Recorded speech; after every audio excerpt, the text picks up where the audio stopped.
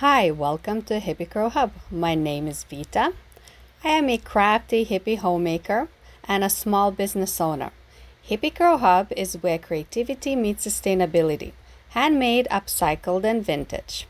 In this video today, I'm going to show you how I made these cute little tie-up tops out of thrifted t-shirts. I think they turned out really cute. They provide a good support at the front because they are double fabric, and also the patterns really pop now that they have been repurposed and upcycled. The old t-shirts kind of looked a little bit worn out, but now these little cuties have a second chance to serve, and what a great way to reuse fabric.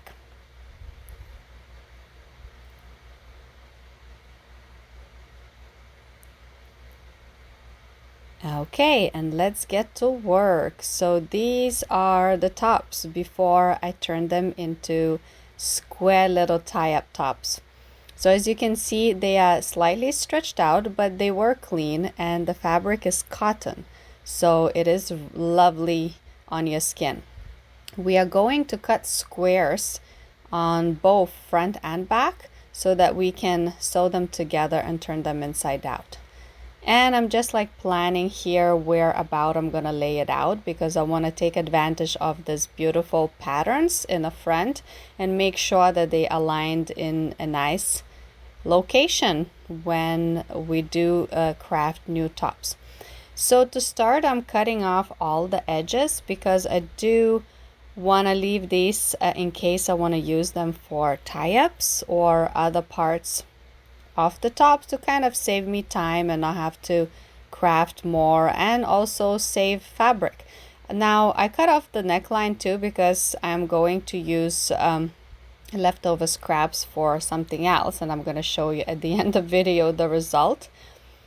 The neckline was not the most useful because it had a lot of different kind of thickness across the neckline, so I did ended up calling it a waist. Now here I'm removing also the side stitches because I want these to become squares. So now the best way to make a square is to just flip it and turn it into a triangle, and then you'll have an even square without having to measure ends. And these I'm going to use for straps. Also, this way the fabric is more stretchy sideways rather than the long ways, which is a better way to use for the straps, and I will explain and show you more later. So I'm trying to plan which will be my top part and which will be the side part. So I flipped the patterns inside because we are going to sew on the inside out, and then we're gonna flip the top like a pillowcase inside out, if that makes sense. Okay, so these little scraps of the bottoms of the ends of the sleeves I am going to use for these tie-up loops on the sides of the top. Now I'm just trying to figure out what length I want it to be, so I think this is right. And then the top part will become loop for the straps, and also the top part will become the area that I will leave unstitched so that I can flip the whole top inside out, and then I will stitch it after with a running stitch on top, and I will share that in detail. And these I'm preparing for the straps, and yes, making straps is a very tedious work, but I really felt like the straps need to be the same fabric. I wanted it to be cotton and the same color. It is totally okay to use different kind of straps, maybe a ribbon. That was also an option, but somehow I wanted it to be more of a almost like a bikini strap style. And I'm also preparing all the little scraps that are usable by removing all the stitched areas and just keeping plain fabrics. Okay, we're gonna work the next top, and this one is gonna be a little bit faster because you already know what I did, but just in case you wanna see again, and also or just in case you missed one of the bits so you can see again. And I'm gonna show a few extra bits while I do this process too. So there, I want to use this plainer part as a top because I can imagine that that little plain area can be used for a necklace, for beautiful pendant. And I want to take advantage of that beautiful flower pattern to the max. So I'm leaving it in a bottom rather than the top. And I decided to pull out my rotary cutter because I don't know why I pulled out scissors, and it was just an old habit because I've been using scissors for such a long time, and sometimes old ways just stuck with you. But then I realized it was taking me forever. So if you do have rotary cutter, or if you were thinking about getting one, I would say do get it because it is so much faster to cut. And it is definitely very convenient. It can take a little practice because sometimes it's easy to accidentally drive the wrong way. So there we go. The third top is also prepped. So this is how I usually do if I make more than one of the same item with different fabrics or slightly different variations. I cut everything first. I prepare all of that. And then I pull out my sewing machine and I sew all of them one by one. So the first thing I'm going to do is sew these straps. And the first straps that I made did take a little while because I was kind of like maneuvering with this fabric, and I actually decided to make them extra thin because I needed extra length. So that was a little bit tricky, but I got it done. And then the next batch, it was even easier because I already kind of got the practice. So there you go. I decided to split the entire thing again. And this is what I meant. This is less stretchy than sideways.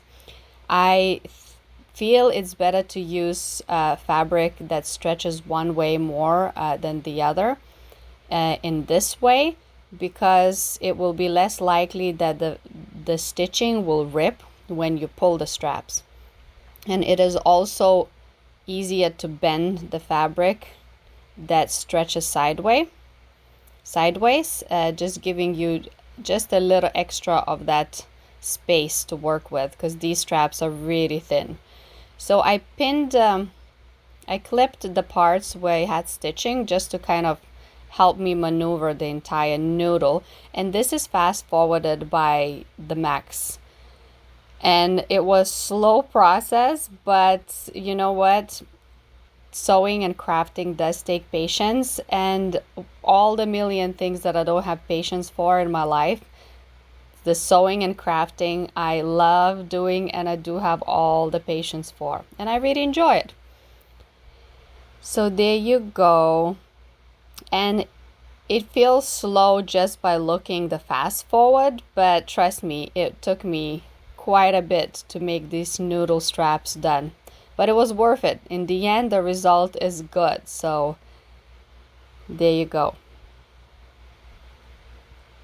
And they did come out neater than I thought it will. I was worried that it will be messy, but actually looks pretty good. And I love how little patterns still pop in certain areas.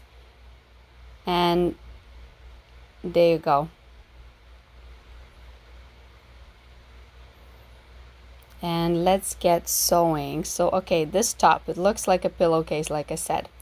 So I am gonna put in these straps. Almost did it wrong here, but this is the way you do it. You put them inside, and then I clip the ends just to make sure they're secure, so then I can do the whole stitching all the way around in one shot.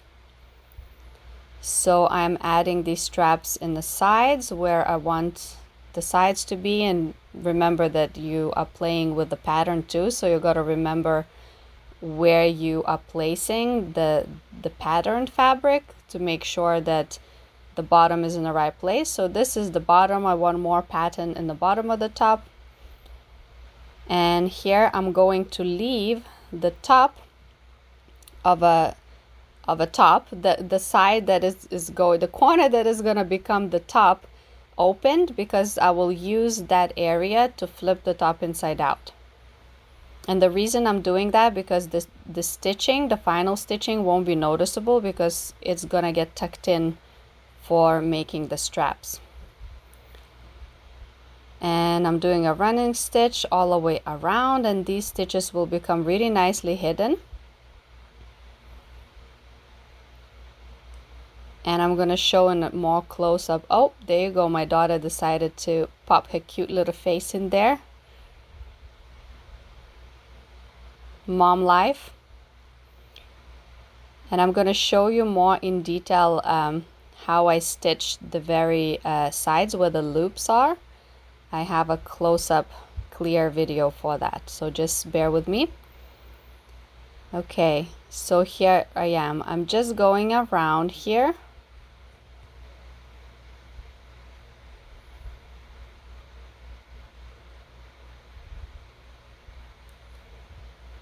And now I am gonna do another stitch across those loops twice, just to make sure it's really secured, and I'm removing the excess fabric so it's not like bubbling and bulging.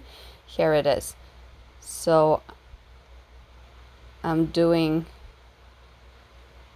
an extra stitch across twice. You don't have to, but I like to be extra safe and secure on the parts where I really don't want to rip. Okay, so it does look like a pillowcase, doesn't it? You could probably turn your cute pillowcase into a top like that too. Why not? You know, there's always so many ideas. Okay, making sure all the corners are tucked in. And here is the top, and now the very top part I'm just gonna tuck inside and do a running stitch on top. And it won't really matter because that part is gonna be tucked under.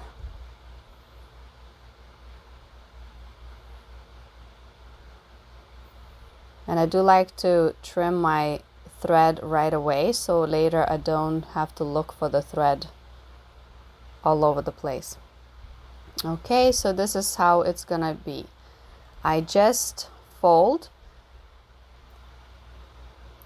and I decided to put a loop right away just to space me well when I sew. And I don't sew on top of the loop but underneath the loop to allow it to freely move in case the straps need to move. Also in case the straps need to be replaced, that maybe at some point you want to you change your mind and you want to replace the straps, different ribbon, different color, or maybe the straps wear out, so you'll be able to do that. And here I had a little bit of tangled yarn happening, so I'm just trimming it and tidying it up. And one area was slightly loose, so I had to just add an extra little stitch on it to make sure it doesn't open up. But that's an easy fix. Okay, so we have straps, the top is complete. Now we're just gonna pierce crisscross at the back and loop on the sides, and then we have quite a lot of the straps left. So again, it's up to you. You can trim it, you can tie up in a bow and let it hang in the back, or you can wrap it all the way around the waist just for an extra entertainment. I mean, the ideas are endless. I like to leave extra long straps just in case somebody who is bigger size, maybe has bigger breasts and need extra wrapping space, because the top itself can fit a good variety of different sizes, and it depends how you want it to be. Maybe you can use it as a beach top and you really want it to be minimal cover up, so there you go. And I think it turned out so cute, and I love the fact that it's doubled fabric because it gives you that needed coverage and support, and you don't have a see-through situation happening. And it also just gives that extra quality feel when it's doubled. I love it. Super cute. And I hope you got the point of how I made it. So here, these are the side bits that I was talking about before I turned inside out. I sew across of it and then I cut that end. So it is very secure. and when you turn it inside out, it looks really neat, just like this. And so simple, but so effective. I really like how this turned out. It's very neat, it looks good. I love how the stitches are hiding. And this top part end, just gonna show you a close-up. I clip the stitches like this inside and just do a running stitch on top.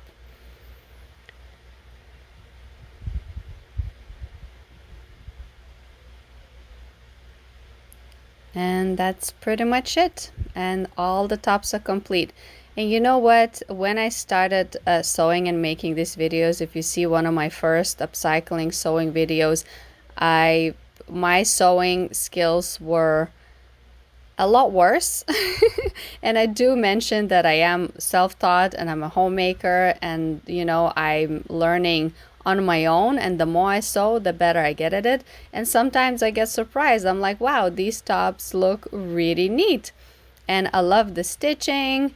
And yeah, you know, the more you sew, the better you get, and never feel bad or worried that it might not work out, because there is no way at getting better without practicing.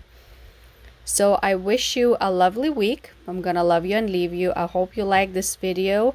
You know, if you wouldn't wear tops like that, maybe you can make tops like this for your daughter or your niece or a younger friend.